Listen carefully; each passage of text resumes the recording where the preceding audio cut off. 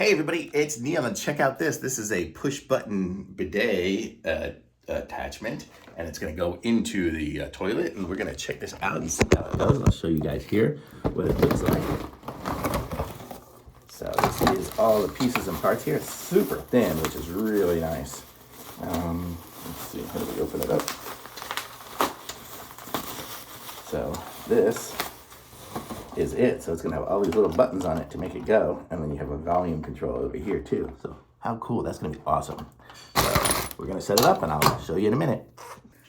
Okay, I don't know what weird mode I had it set on before the color was wrong, but here it's set up now. So now you've got it where you can push the buttons, you can do the clean mode, whatever, and then it looks like that there. The toilet paper was just because I cleaned the toilet, but there you go, and it just screws on down here and down here.